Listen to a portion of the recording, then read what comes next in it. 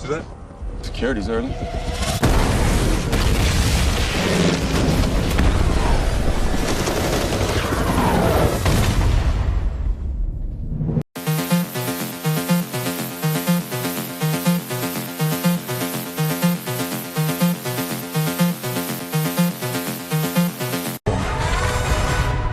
Boom.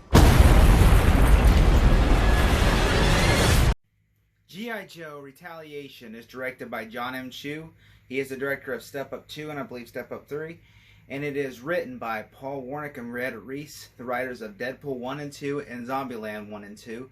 And stars Dwayne "The Rock" Johnson, Channing Tatum, Ray Park, Adrian Padalecki, DJ Caronades, Jonathan Pryce, Luke Bressy, Bai Hong Lee, and Bruce Willis. The movie is a sequel, a continuation of G.I. Joe, the first G.I. Joe movie of Rise of Cobra. And this time around, the Joes are all being hunted by Cobra for the events of Snake Eyes is accused of killing the Pakistani Prime Minister. And so what happens is the President of the United States, who is actually Zartan in disguise, launches an attack that kills most of the Joes, including Channing Tatum's Duke. Spoilers if you have not seen the movie.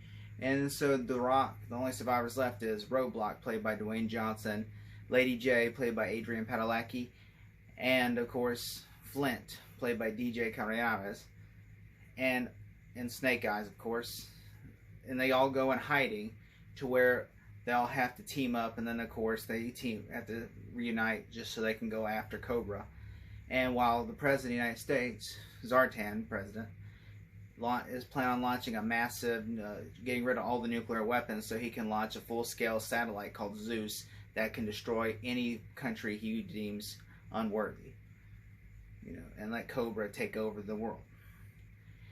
Now, I will say, this is my favorite G.I. Joe movie.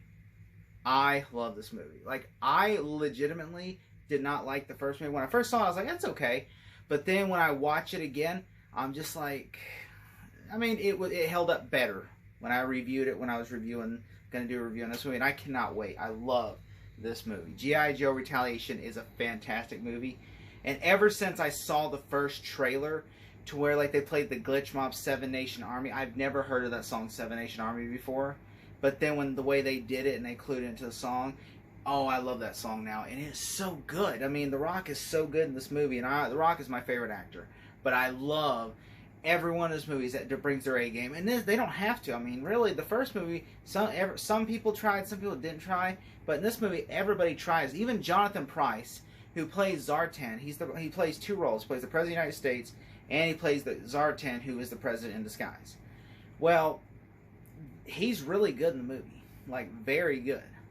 Like, I was watching, there's several scenes that I'm like, he's so good, and he doesn't have to try that hard. He can literally just phone it in, or he can be like his character in Tomorrow Never Dies, where he's like, oh, I'm evil, ah. But instead, and there's even some great stuff if you've never seen the movie. He's a great as Zartan, like in this, the President. He's also really good, like if you ever watch, what I have, is the Blu-ray extended action cut. I don't know if that's on 4K, but I know it's on Blu-ray. And there is a couple of little extra scenes, like there are certain scenes that are like, okay, how did this happen?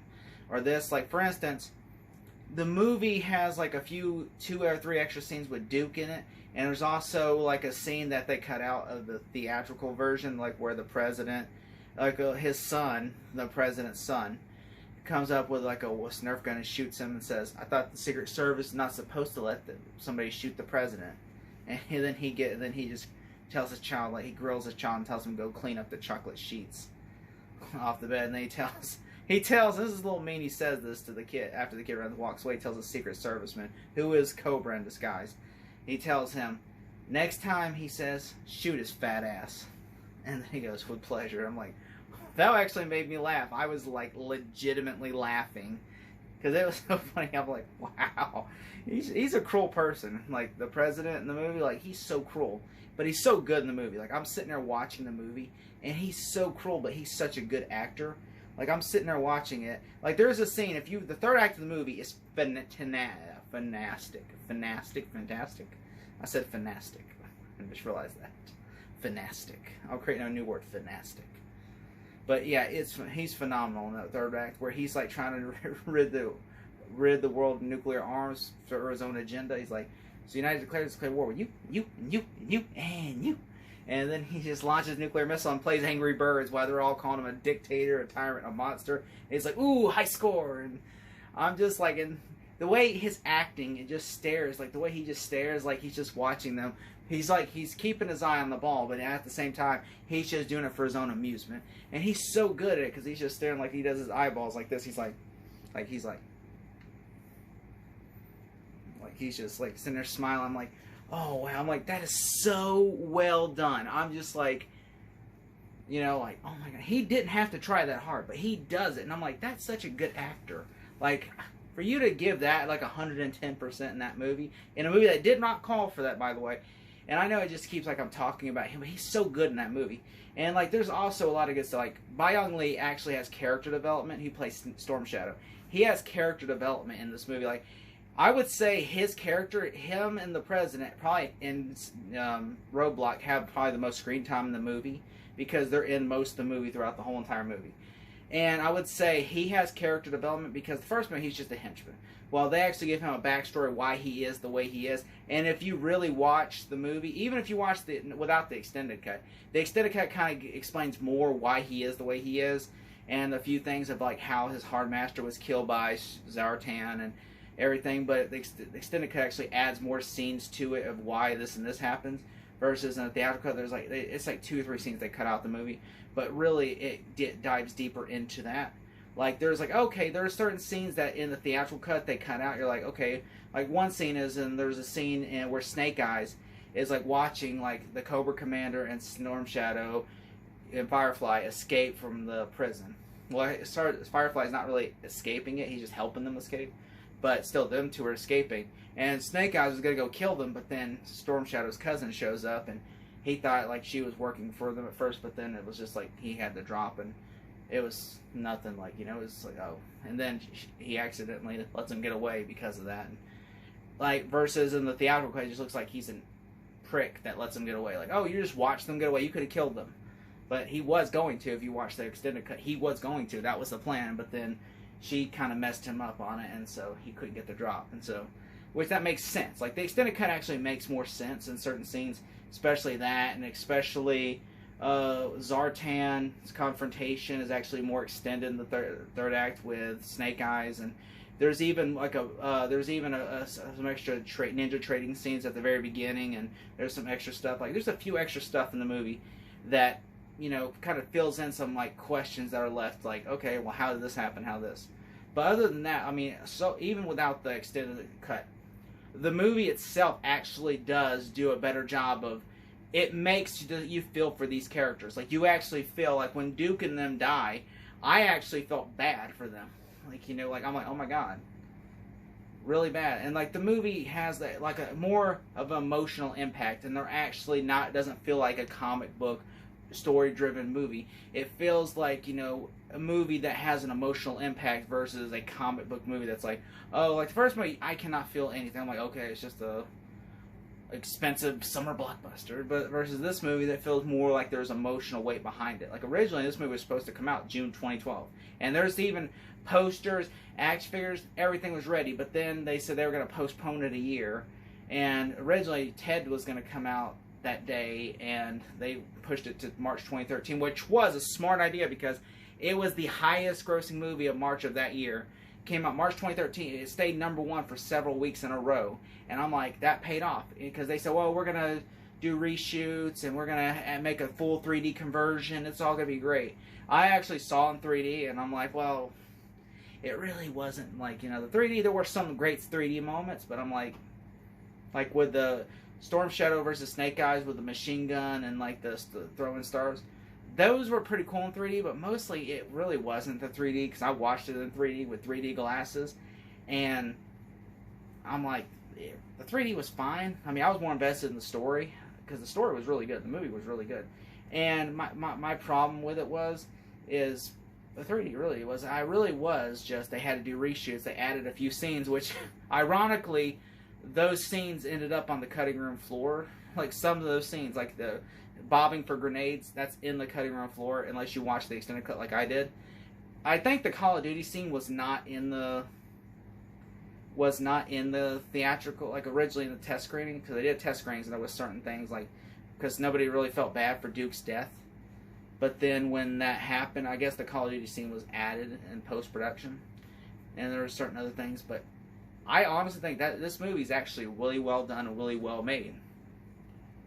I will say, I do have some issues with this movie. I mean, it's not a perfect movie, I mean, by any stretch of the imagination. I mean, but there are some things, like, for instance, okay, you're going to go and you're going to, like, okay, you're going to, like, there was someone, when I was watching the movie again, I was like, okay.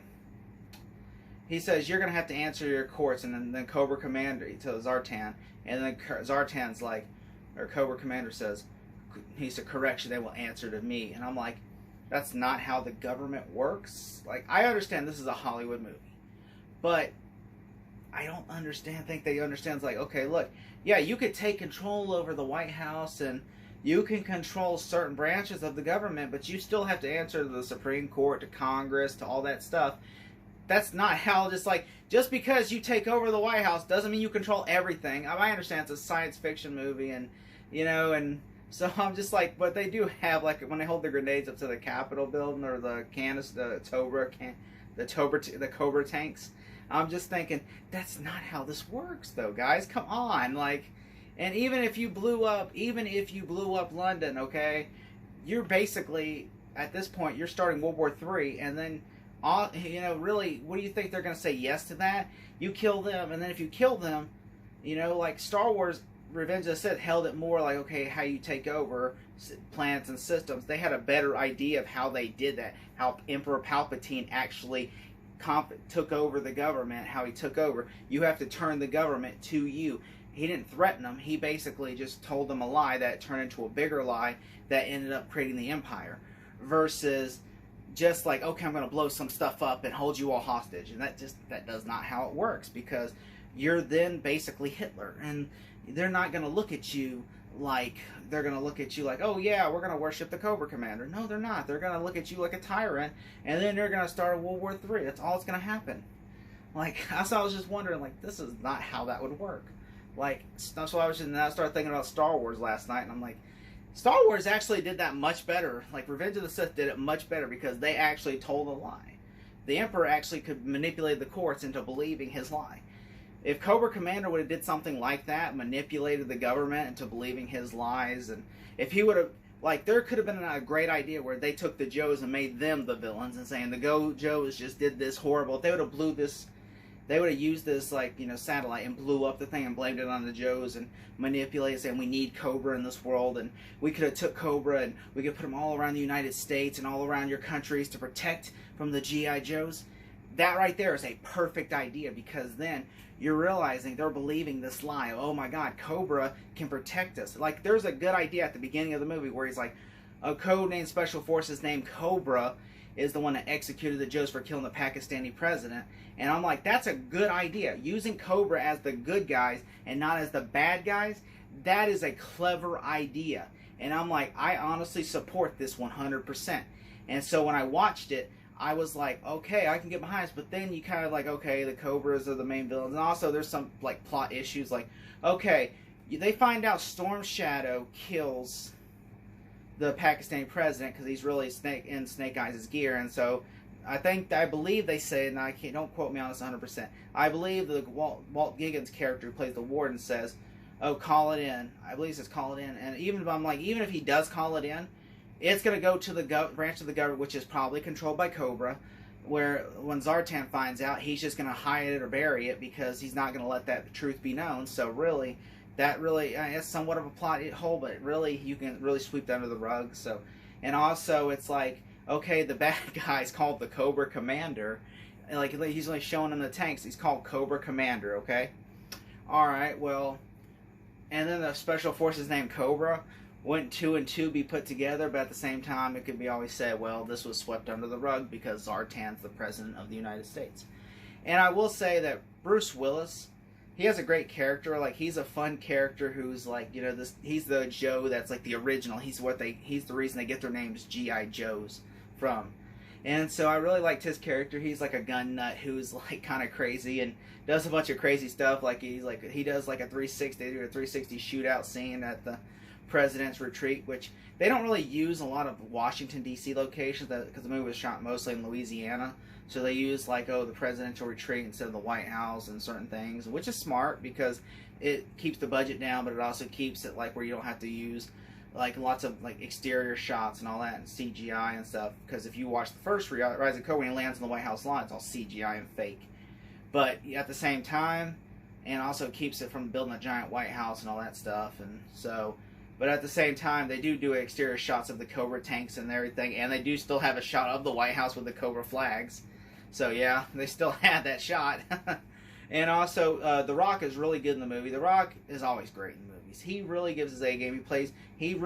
There's even a shot that's in the trailer that's also in the extended cut where he's going to kill the President of the United States. His plan is, I'm going to kill Zartan for killing Duke and all the Joes.